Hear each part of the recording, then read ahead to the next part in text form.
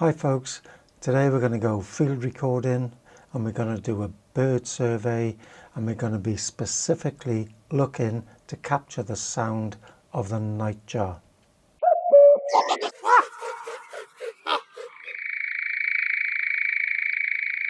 I've had a few comments asking how I do my bird surveys. So today, before we go out, we're going to run through the kit, then we're going to go up to the location. We're going to look at some simple rules for recording birds and talk about the rationale behind our specific recording today. Then afterwards, as a few people have also asked, how do I analyse my recordings? So tomorrow, after we've collected the drop rig, we'll come back and I'll run through how I go through the files and consider whether there's any good sounds to be isolated or other sounds that can be used for other things. So we're just going to go to my desktop now and we'll run through the recorder, the microphones, power bank, USB cable, the settings we use and how to pack it all up to leave it out in the field. Let's do it. First you're going to need a recorder. I use a Zoom F3. It records in 32-bit float. It's relatively cheap, records high quality audio, and you connect a stereo pair of microphones via two XLR sockets. You can buy a box specifically designed for the Zoom F3,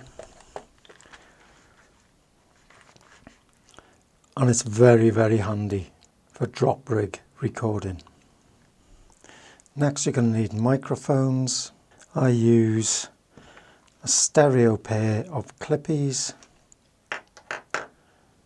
with radius urchin wind protectors. I also use Rycote wind protectors. I like the urchins because they have this little hook that you can put over the microphone cable to help keep it on. So you slot them onto there. There's foam on the inside which provides the wind protection, and the fur on the outside which provides more wind protection. So I've marked my XLRs, one with red tape, red for right hand side, and the other one I don't have anything. Plug the right hand one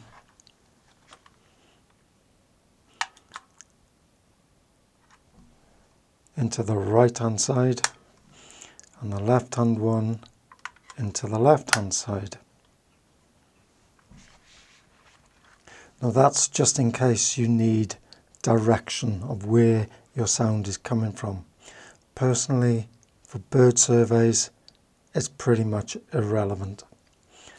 So this is the setup. Now if you're recording for less than 6 hours, you can use batteries. As you see, I don't have any. I tend to use a power bank. So I'll put that slot back in.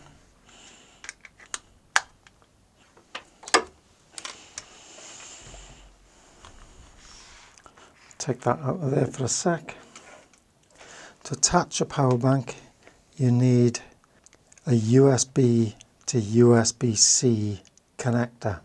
And the USB-C needs to be a right angle for using it with this box.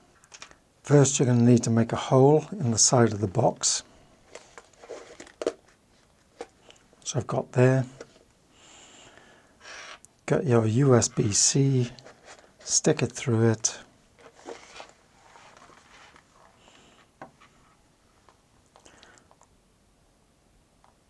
Connect it to the recorder, and then you can slot it into the box and pull a little bit through like that. That means you can close the box quite easily.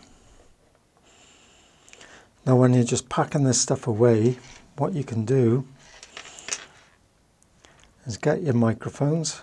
With these on, I never ever take them off. They're always like this. You can coil it up, slot those into the socket at the bottom, little compartment, just lay that flat, and you can pretty much get the whole cable into the box, like so. This stays on the outside. You may get a little bit of cable at the top like this, but if you're careful, nothing's going to happen to it.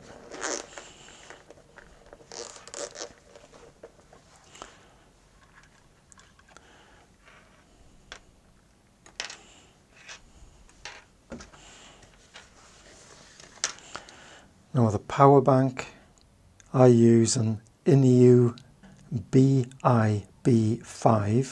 20K, which will provide enough power for 3 days of recording. Just simply connect the USB, it comes on automatically.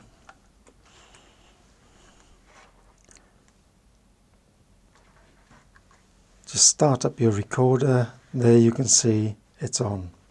Now the settings I use, let's go into the menu, which is here. Use the buttons to scroll up and down. So recording, sample rate, 48 kilohertz. That's what I use. Now you could use 96. Hang on, that's 192. You could use 96 to get a really high definition recording. However, it ain't going to sound any different to the 48 kilohertz, which is the industry standard. Now some people record in 96 with the belief that it keeps the file longer lasting.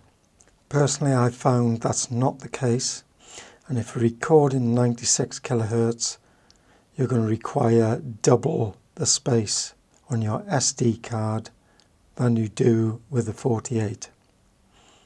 If you're worried about longevity, all you have to do is make a master copy of those files and have another copy, a working copy, and use those.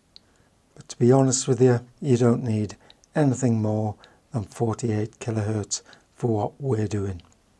As we're leaving this out in the field, it's handy to keep your power bank in a bag. This is just a neoprene bag. These go alongside each other, and both of them will go into a waterproof Exped bag. Now the other thing about the settings on the recorder, I personally don't set any dates or times on them. I do my recordings and I put them straight onto the computer. If you want to set all that up, that's fine. I just don't need to. What we need to look at, and what I think is quite important, is the volume that's being recorded. Remember, a Zoom F3 does not have gain, it just has volume.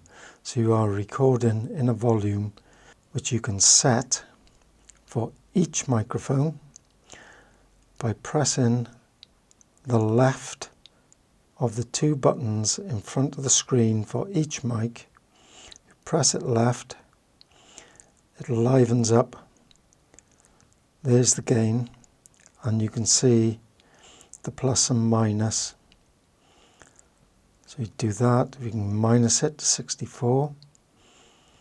Do that, we can plus it to 128. Now I record in 128. You can go higher, 520, 256, or you can go lower, 64, 32, 16, etc. I find the best is 128.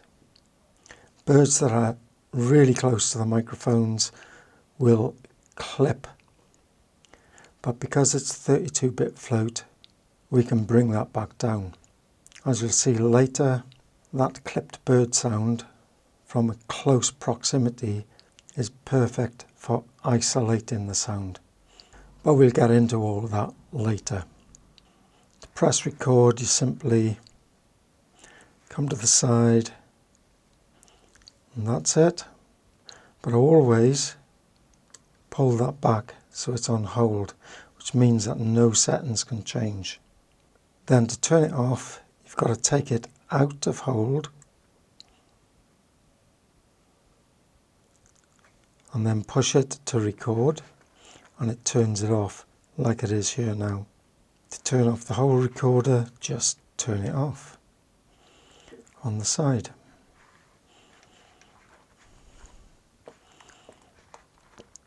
If you need any more information on this recorder, I suggest you look at Curtis Judd, who's a sound engineer, and he's got loads of videos on YouTube. If I remember, I'll leave a link in the description. So once you've got this stuff, you can pack it up. Like I said, just slot those in. They fit so neat into this box. Hang on, let's coil it up first. Slot them in. That onto there.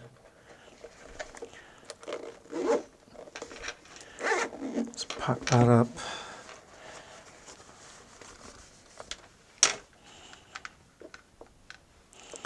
Power bank's off. I'll unplug it. Keep them separate.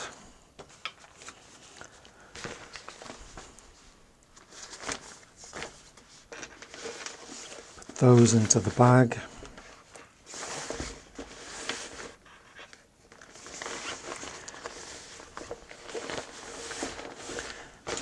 Now there is another essential that you're going to need. And that's simply rolls of electrical tape. And you'll see why when we get out in the field. So I'll pack this stuff up now and we'll get on out and set it all up.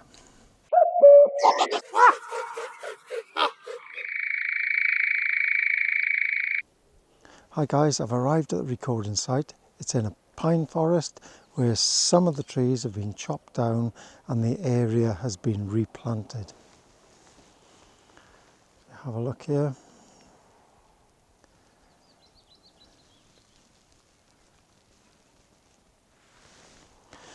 We've got plenty of stumps and the old branches laying on the ground here. And this is the perfect habitat for nightjars. So we're going to try and record them, but we're also interested in what is around 1 hour before and after dusk and dawn. That'll give us the bird survey overall.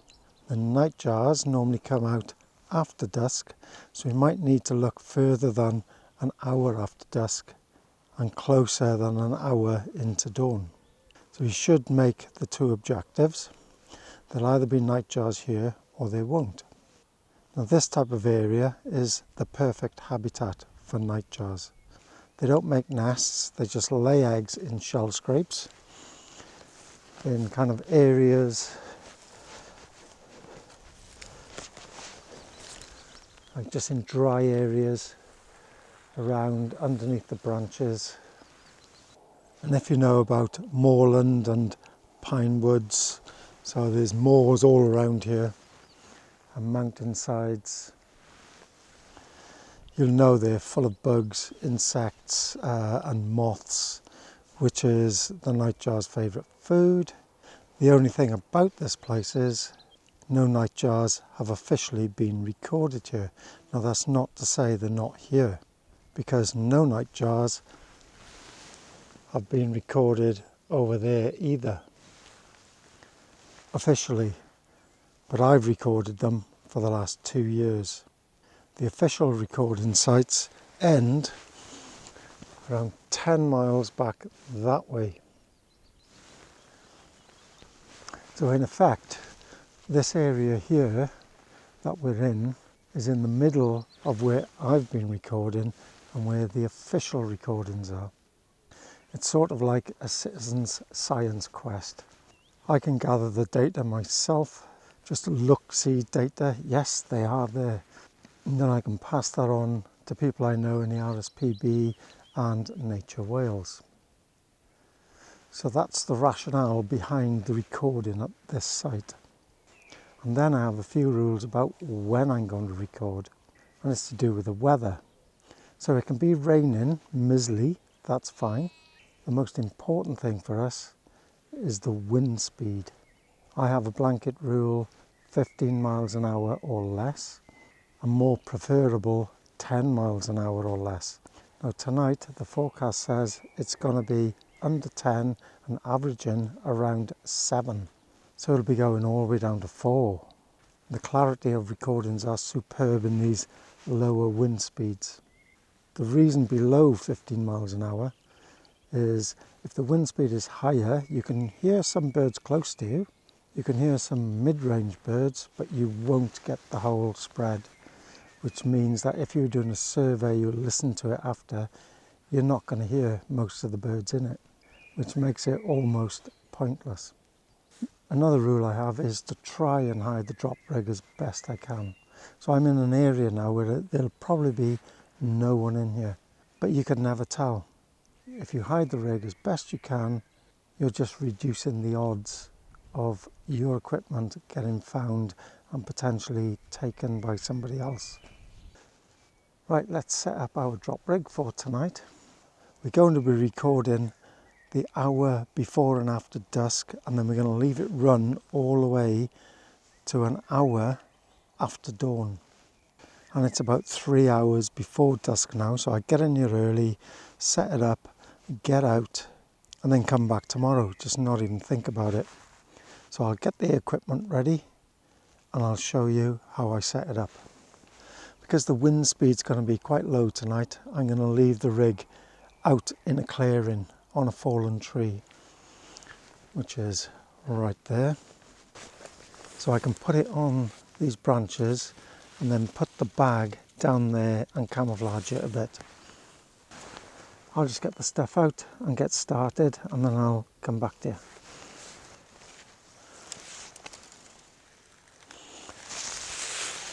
Right folks, the distance between there and there is good for a stereo recording, and that's what we're trying to get. So I'll tape one up now and then show you.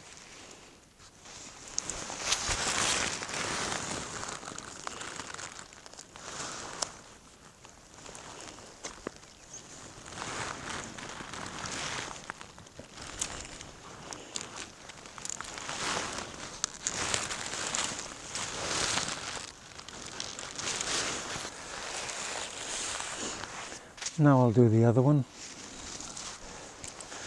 There are, so you've got one there and one there. We have the leads coming down the centre. Now we get the recorder.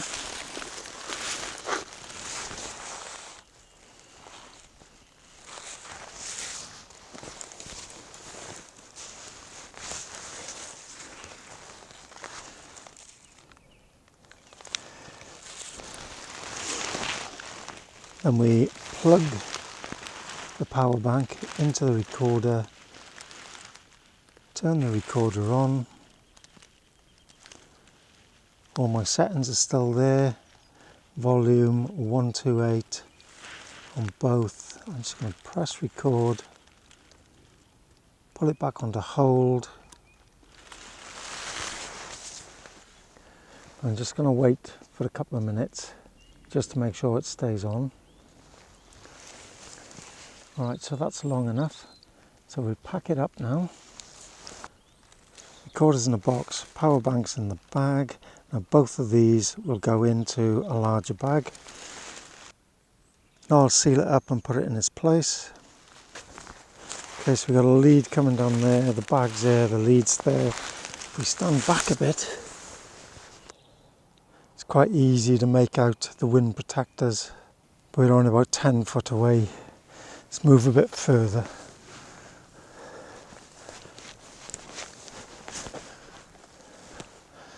Can't see it from here.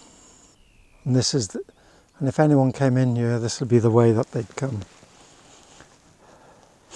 This ground is a bit rough and scrubby, so I can't see anybody coming in here.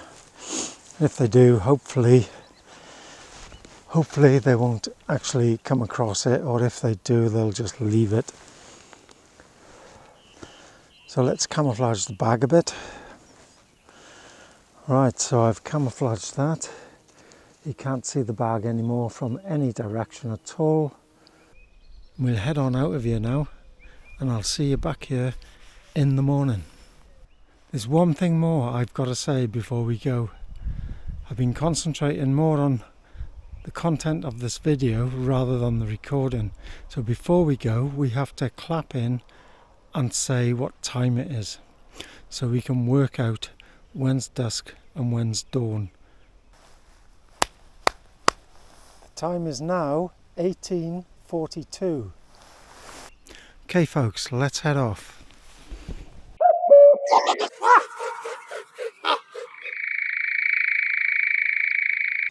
Hi folks, we're back here the next morning, and luckily we camouflaged the rig because a group of people just come out of here with dogs.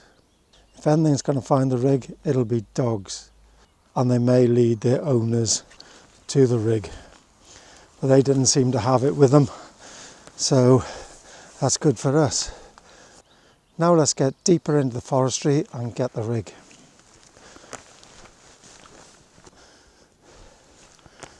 Quite a heavy dew this morning. I'm absolutely drenched. But let's keep going.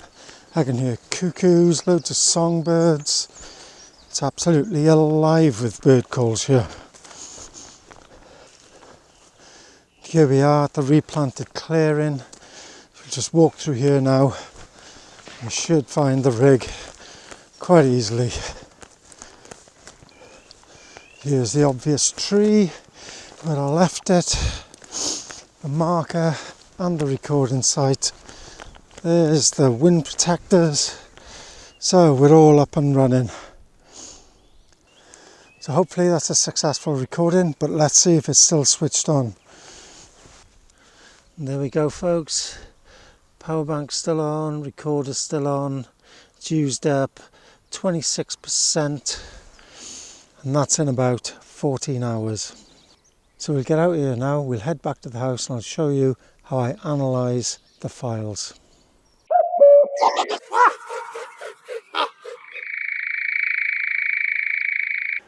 Right guys, we're back at home. I've loaded all the files up into a folder on the computer. As you can see here, 10 files. I've brought them into Davinci Resolve, as you can see here. Now we're going to expand that and find our time cue, which of course is 6:42 in the evening. Make a cut here.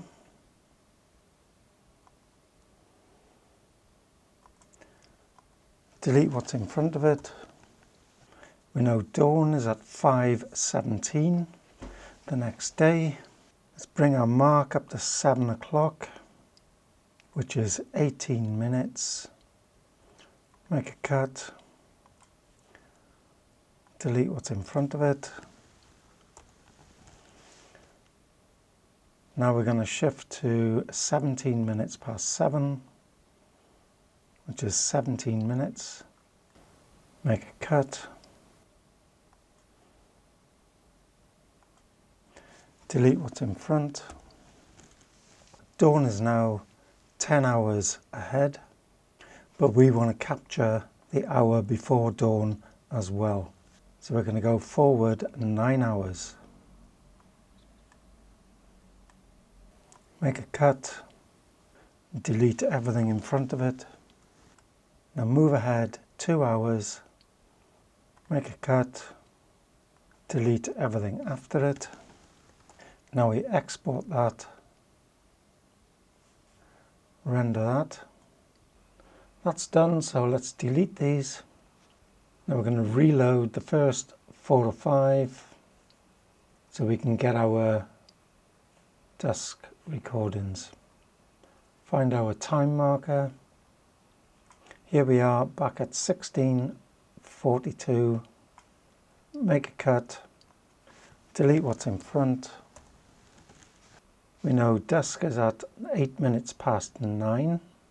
So if we move this now to 8 minutes past 7, make a cut, delete everything in front. Now we know if we move forward an hour, we are now 1 hour before dusk.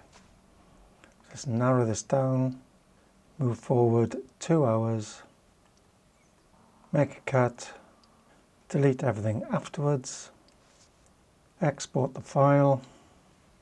Now to analyze it, this is what I do. I get the Merlin Bird app, and I get a notebook, I get a clean sheet, record whatever details I've got, make a column for dusk, make a column for dawn, and on the other side, continue that line. As we've already got the dusk loaded up, we'll listen to that first, and all we do is get the Merlin Bird app, press listen. On the Merlin Bird app, we'll start recording the birds. So we've got a redpoll, a willow warbler, a song thrush. And go to your notebook and write them down. And if you find anything interesting in here, simply make a note of what it is and what time it is in the notebook. Do that for both the dusk and the dawns, and then you can use that data to make a spreadsheet or do whatever you want with it. Notice patterns, and those notes, find the event that you're interested in the place that you recorded, and you can use that for whatever you want. Right folks, you can only go so far with Merlin. It makes a lot of mistakes, so it's best to listen to it as well. I listened to the dusk, there were no nightjars. I listened up to 2 hours after dusk, no nightjars. Just lots of traffic, and somebody started to have a party. Then I listened to the hour before and after dawn, and we got nightjars at dawn amongst an array of other birds. So what I'll do, I'll leave a clip of that right here. Thanks for watching. See you later.